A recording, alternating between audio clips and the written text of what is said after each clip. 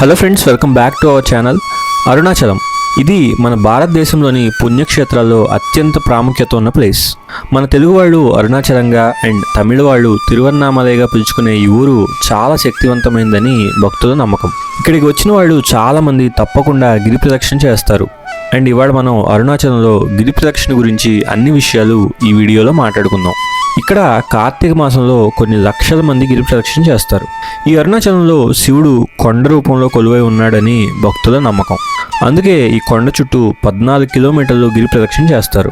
ఇవాళ నేను కూడా గిరి ప్రదక్షిణ చేయబోతున్నాను. ఈ వీడియోలో గిరి ప్రదక్షిణ ఎలా చేయాలి, ఎక్కడి నుంచి స్టార్ట్ చేయాలి, ఈ ప్రదక్షిణ చేసే దారిలో తప్పకుండా చూడవలసిన టెంపుల్స్ ఇంకా ప్రదేశాలు ఏంటి అని చాలా డీటెయిల్స్ క్లియర్గా ఈ వీడియోలో చెప్తాను. ఈ వీడియోని చివరి దాకా చూడండి. అండ్ మా ఛానల్కి కొత్తగా వచ్చుంటే లైక్ చేసి సబ్స్క్రైబ్ చేసుకోండి. చాలామందికి ఉండే డౌట్ ఏంటంటే గిరి ప్రదక్షిణ చేశాక దర్శనం చేసుకోవాలా ఆర్ దర్శనం చేసుకున్న తర్వాత గిరి ప్రదక్షిణ చేసుకోవాలా అని. అయితే ఇందులో ఎలాంటి రిస్ట్రిక్షన్స్ అయితే లేవు. మీ కంఫర్ట్ని బట్టి ఎలా అయినా చేయొచ్చు. నేనైతే అరుణాచలం వెళ్ళిన వెంటనే దర్శనం కంప్లీట్ చేసుకొని ఆ మరుసటి రోజు గిరి ప్రదక్షిణ స్టార్ట్ చేశాను. Hello friends, welcome back to our channel. నేను మీ రాజేష్. ఇప్పుడు మనం అరుణాచలంలో ఉన్నాం. మన గిరి ప్రదక్షిణ స్టార్ట్ చేయబోతున్నాం. గిరి ప్రదక్షిణ స్టార్ట్ చేయడానికి ఫస్ట్ ఆఫ్ ఆల్ మనం ఇక్కడ ఈ అలంకరణ మండపం దగ్గరికి రావాలి. ఇది మన రాజగోపురం వైపు ఉంటుంది. ఇక్కడ గిరి ప్రదక్షిణ చేయాలంటే మెయిన్ చేయాల్సింది ఏంటంటే ఎక్కడైతే స్టార్ట్ అయ్యామో మళ్ళీ అక్కడికే రావాలి. సో మనం ఎక్కడి నుంచి స్టార్ట్ చేస్తున్నాం. గిరి ప్రదక్షిణ ఇక్కడి నుంచి స్టార్ట్ చేయొచ్చు, లేదంటే రమణాశ్రమం దగ్గర వినాయకుడి గుడి ఉంటుంది, అక్కడి నుంచి కూడా స్టార్ట్ చేయొచ్చు. ఇక్కడైతే ఫస్ట్ మీరు ఖచ్చితంగా ఒక కర్పూరం వెలిగించి కొబ్బరికాయ అయితే కొట్టాల్సి ఉంటుంది. మనం కూడా చక్కగా మీకు కావాల్సిన కోరిక కోరుకొని కొబ్బరికాయ కొట్టి మన గిరి ప్రదక్షిణ స్టార్ట్ చేద్దాం. ప్లస్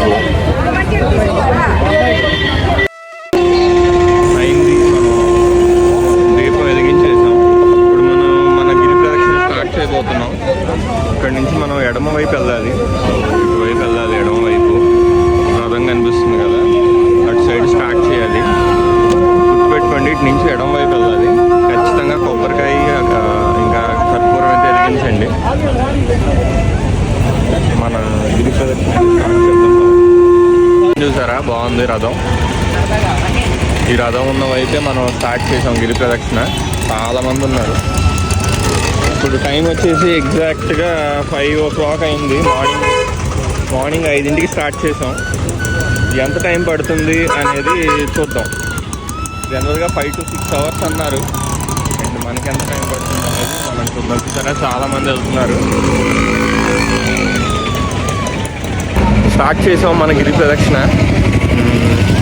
ఇప్పుడు టైం ఎగ్జాక్ట్గా 5 o'clock అయింది మార్నింగ్. చాలామంది ఆల్రెడీ స్టార్ట్ అయిపోయారు. యాక్చువల్గా 4:30కే స్టార్ట్ అవుతారంట. నేనేంటంటే ఈ టెంపుల్స్ అన్నీ ఓపెన్ అయ్యి ఉంటాయా లేదా అని చెప్పి కొంచెం ఒక ½ an hour తర్వాత వచ్చాను. పర్వాలేదు, 5 కంటే మనకి 5 to 6 hours పడుతుంది అంటున్నారు. 10 కల్లా కంప్లీట్ అయిపోవాలి. చూద్దాం మనకి ఎంతసేపు పడుతుందో. అరుణాచలం వస్తే మాత్రం ఈ గిరి ప్రదక్షిణ ఖచ్చితంగా చేయాలి అంటారు. ఇదర్ నడకలో కానీ ఆటోలో కానీ చేయాలి. ఇది మన ఫస్ట్ ఇంద్రలింగం అని. ఇది ఫస్ట్ లింగం అనమాట. మొత్తం 8 లింగాలు ఉంటాయి. జనాలు ఉన్నారు చూసారా, చాలామంది. మనం వెళ్ళి దర్శనం చేసుకున్నాం. ఇప్పుడు ఈ లింగాన్ని ఇంద్రుడు, దేవతలకి రాజైన ఇంద్రుడు ప్రతిష్ఠించాడంట. మనం ఇప్పుడు దీన్ని దర్శనం చేసుకున్నాం. ఇది మన ఫస్ట్ లింగం. మన 8 లింగాలు ఇది మొదటిది. పదండి వెళదాం.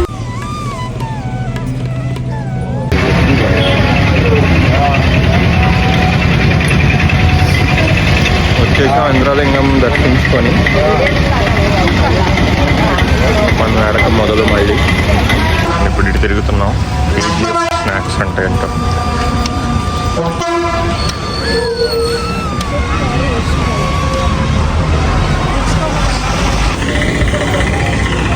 రోడ్డు కూడా బాగానే ఉంది. పెద్ద రాళ్ళు నీట్గా క్లీన్గానే ఉన్నాయి రోడ్స్ అన్నీ. చూసుకొని నడవండి అన్న, చిన్న చిన్న రాళ్ళు ఉన్న గుచ్చుకోకుండా. జనరల్గా ఈ గిరి ప్రదక్షిణ అనేది ఈ చెప్పులు లేకుండానే చేయాలి అని అందరూ చెప్తూ ఉంటారు. అది నిజమే, ఖచ్చితంగా చెప్పులు లేకుండానే చేయాలి. సాక్స్లు అవేం వేసుకొని చేయకండి. అదే చాలా ఏజ్డ్ పర్సన్స్ అయితే తప్ప మేము మామూలుగా కొందరు కాళ్ళు ఎక్కువసేపు నడిస్తే వాచిపోతూ ఉంటాయి. అలాంటి వాళ్ళు తప్ప మిగిలిన వాళ్ళు మీకు కనుక చేయగలిగితే ఖచ్చితంగా చెప్పులు లేకుండానే చేయండి. ఏ రూట్లో వెళ్ళాలి అనేది క్లియర్గా ఇక్కడ రాసి ఉంచారు, యాత్రికులకు ఇబ్బంది లేకుండా. సో మనం యు ఆర్ హియర్ అని ఉంది చూసారా, ఆ రెడ్ మార్క్ దగ్గర ఉన్నాం మనం. ఇప్పుడు 1 కిలోమీటర్ నడిచినట్టు, ఇంకా 13 కిలోమీటర్స్ ఉన్నాయి, నడుద్దాం.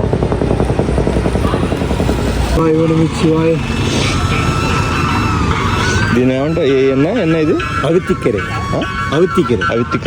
ఓకే, ఇది ఆవుకి పెడితే మంచిదంట, దారిలో వస్తే పెట్టండి. ఇది అగ్ని తీర్థం ఉంటుంది ఇక్కడ.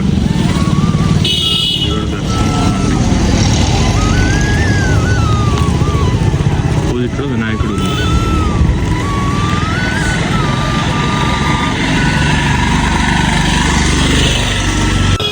మీరు వెళ్ళే దారిలో ఇది వెళ్ళే దారి అయితే అగ్నిలింగం ఇటు సైడ్ ఉంటుంది, ఇటు సైడ్ లోపలికి వెళ్ళాలి. సో అది కూడా దర్శించుకొని వద్దాం పదండి. ఇది అగ్నిలింగం, రెండో లింగం. మనం రెండో లింగం ఇక్కడ దర్శనం చేసుకుంటే ఇక్కడ అందరూ నమ్ముతారు. ఇది యాక్చువల్గా అగ్నిదేవుడు ప్రతిష్ఠించిన లింగం అంట. అయిపోయింది మన దర్శనం, వచ్చేసాం బయటికి. వెళ్దాం మనం, కంటిన్యూ చేద్దాం. ఆశ్రమం శ్రీ శేషాద్రి స్వామి ఆశ్రమం అంట. ఇలాంటివి చాలా ఉన్నాయి ఆశ్రమాలు ఇక్కడ. రమణ మహర్షి ఆశ్రమం కానీ, ఇదొకటి కానీ, ఇవన్నీ చాలా పాపులర్. ఇక్కడ రూమ్స్ దొరకడం చాలా కష్టం ఆశ్రమాల్లో. ఇదే రమణ మహర్షి ఆశ్రమం అనిపిస్తుందా?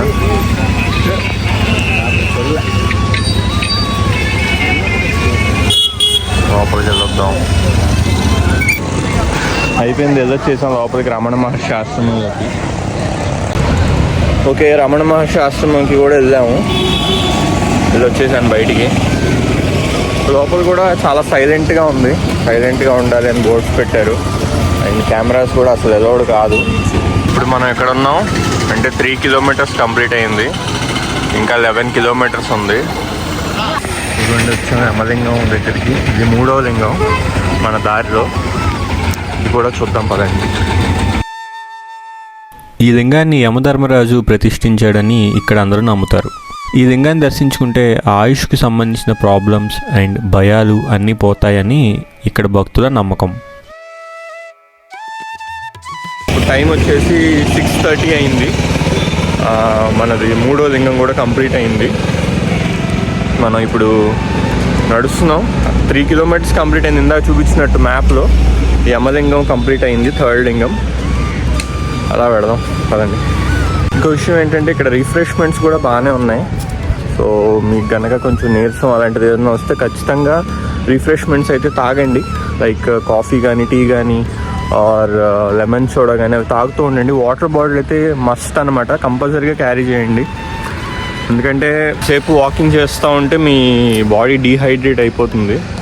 సో జాగ్రత్త, అన్ని ప్రికాషన్స్ తీసుకొని వాకింగ్ చేయండి.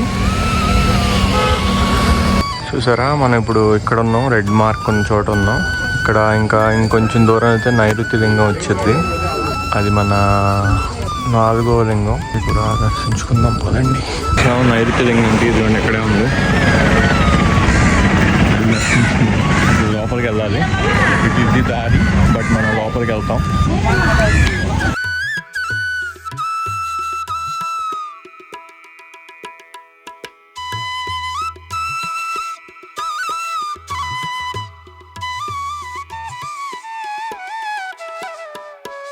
నెమలి వచ్చింది చూసారా, నెమలి కూడా కనిపించింది మనకి ఇక్కడ నైరుతి లింగం దగ్గర.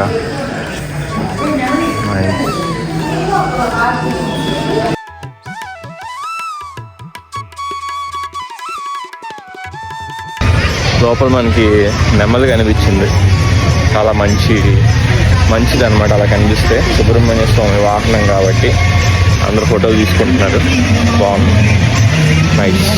ఇక్కడ ఇంకో నెమలను చూడండి, వెనకాల కనిపించిందా? చాలా ఉన్నాయి నెమళ్ళు అయితే ఇక్కడ.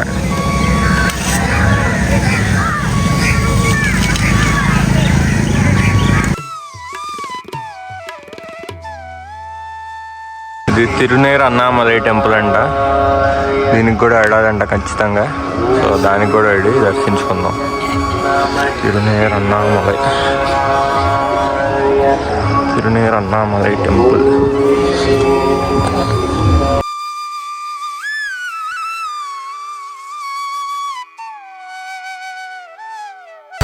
ఈయన తెలుసు కదా, నిత్యానంద స్వామి. ఈయన ఆశ్రమం కూడా కన్స్ట్రక్షన్లో ఉంది, ఇంకా ఓపెన్ చేసి లేదు. దీనికి ఒక సొంత ఐలాండ్ కూడా ఉంది. దాన్ని ఒక ఓన్ ఇండిజినియస్ కంట్రీగా ప్రకటించాడు ఆయన. ఇక్కడ అష్టలింగాలతో పాటు మరో 2 లింగాలు కూడా ఉంటాయి. అవే సూర్యలింగం మరియు చంద్రలింగం. వీటిని కూడా దారిలో దర్శించుకోండి. ఆల్మోస్ట్ హాఫ్ డిస్టెన్స్ వచ్చేసాం. 7 కిలోమీటర్స్ వచ్చాం. ఇంకో 7 కిలోమీటర్స్ ఉంది. ఆది అన్నామలై గుడి దర్శించుకోవాలి. నిన్న కూడా కుదరలేదు మాకు. నిన్న వెళ్ళాం కానీ గుడి క్లోజ్ అయ్యి ఉంది. వాడైతే ఖచ్చితంగా ఓపెన్ అయి ఉంటే ఖచ్చితంగా దర్శనం చేసుకుందాం. పదండి, వచ్చేసాం వరుణలింగం దగ్గరికి. ఇది మన దానిలో 6th అనుకుంటా, 6వ లింగం అనుకుంటా. పదండి వెళ్ళి దర్శించుకుందాం.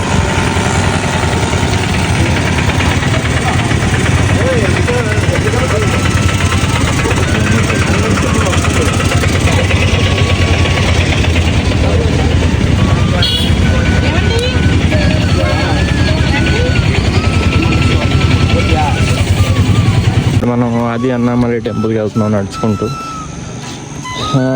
ఈ టెంపుల్కి ఉన్న ప్రాముఖ్యత ఏంటంటే, అరుణాచలం కొండ ఉంది కదా, ఆ కొండ 3 భాగాలుగా ఉంటుంది. ఒకటి తల భాగం, ఇంకోటి ఛాతీ భాగం, ఇంకోటి కాళ్ళ భాగం అన్నమాట. మన మెయిన్ టెంపుల్ ఉండేది ఛాతీ భాగంలో.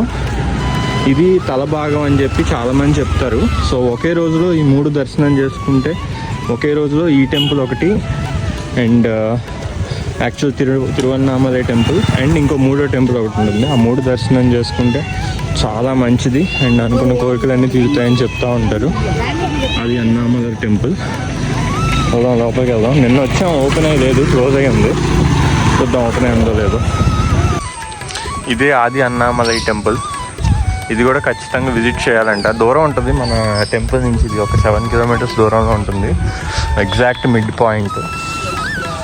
సో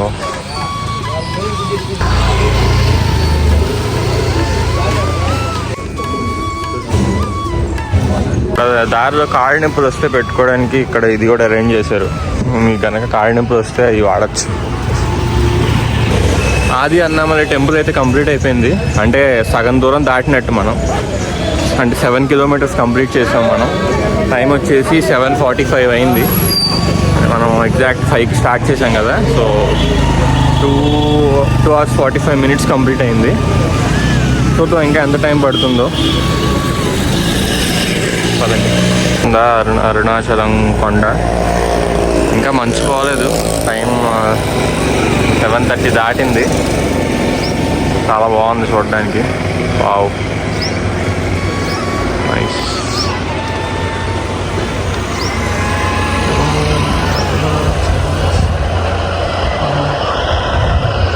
చాలా బాగుంది కదా. వాయులింగం దగ్గరకు వచ్చాము. పైన చూడండి వాయులింగం. వాయులింగం దగ్గర ఉన్నాం మనం. ఇది కూడా దర్శనం చేసుకుందాం పదండి.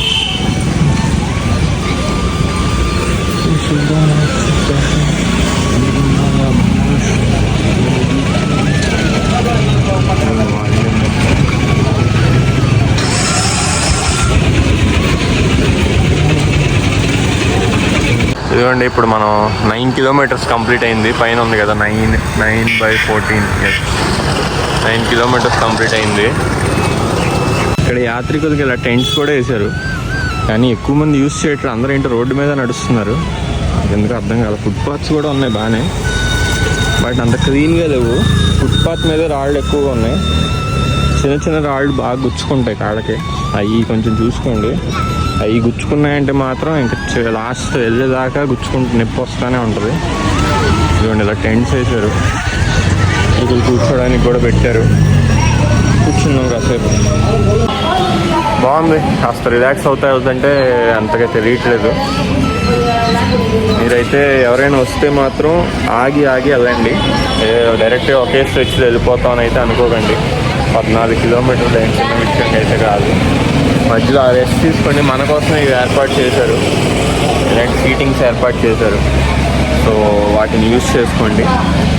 మధ్యలో టాయిలెట్స్ కూడా ఉన్నాయి, టాయిలెట్స్ ఫెసిలిటీస్ ఉన్నాయి, ఫుడ్ ఉంది అండ్ రిఫ్రెష్మెంట్స్ ఉన్నాయి. అన్నీ యూజ్ చేసుకోండి. ఒకేసారి అలా నడుచుకుంటూ వెళ్ళిపోవాలని అయితే ఏం లేదు. సో ఇంకొక వచ్చాం.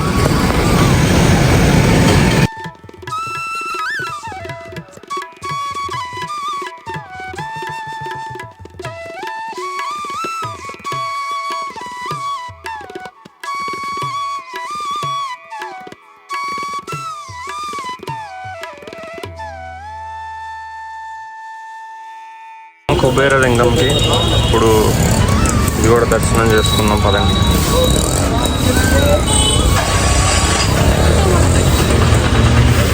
ఈ లింగాన్ని వెల్త్కి రాజైన కుబేరుడు ప్రతిష్ఠించాడని అందరూ నమ్ముతారు. ఈ లింగాన్ని దర్శించుకుంటే financial stability and mental prosperity ఉండి వెల్త్ డెవలప్ అవుతుందని అందరూ నమ్ముతారు.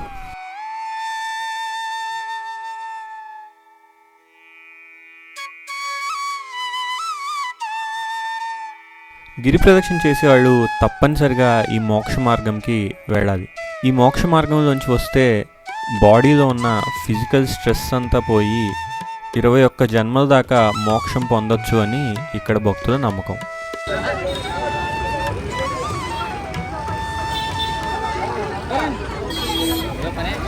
ఇక్కడ చాలా మంది ఉన్నారు జనాలు. నా టైం అంతా ఇక్కడే అయిపోయింది. నాకు అక్కడే 45 మినిట్స్ పట్టేసింది మోక్ష మార్గం నుంచి రావడానికి. బాబోయ్, సండేస్ మాత్రం అసలు జనాలు మామూలుగా ఉండరని నాకు ఇవాడు అర్థమైంది. దర్శనం కూడా 6 hours పడుతుందంట. మాకైతే నిన్న 1.5 hours పట్టింది. సో ప్లాన్ చేసుకుని రండి. చూడండి, 11 kilometers అయింది. ఇంకో 3 kilometers ఉంది. 3 kilometers చేసేస్తే మనది అయిపోద్ది. పదండి వెళ్ళిపోదాం. ఈశాన్యలింగం 500 meters అంట. ఇలా వేసారు పైన. బాగున్నాయి, ఎండ తగలకుండా. అటంతా ఎండ ఉంది, ఇటువైపు తగలకుండా వేశారు. పర్వాలేదు, వచ్చేవాళ్ళ కోసం బాగానే ఏర్పాట్లు చేశారు పర్మనెంట్గా. అది కూడా ఇది కొత్తగా స్టార్ట్ చేశారు, ఆలయం అని. కాటేజెస్ ఇవి. ఇక్కడ రూమ్స్ కూడా దొరుకుతాయి, అక్కడ బుక్ చేసుకోవచ్చు రూమ్స్. బాగుంటాయి లోపల రూమ్స్ కూడా, కానీ కొంచెం ముందు బుక్ చేసుకోవాలి. రూమ్ లింక్స్ కూడా నేను ఇక్కడ ఇస్తాను, కింద డిస్క్రిప్షన్లో ఇస్తాను, చూసి బుక్ చేసుకోండి. ఇదే ఈశాన్యలింగం. ఇప్పుడు మనం దాని దర్శనానికి వెళ్దాం. ఇదే లాస్ట్ అనుకుంటా నాకు తెలిసి. పదండి వెళ్దాం.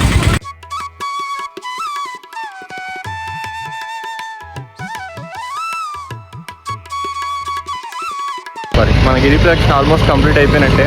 ఇక్కడ నుంచి మెయిన్ దేవాలయానికి 1.5 kilometers ఉంటుంది.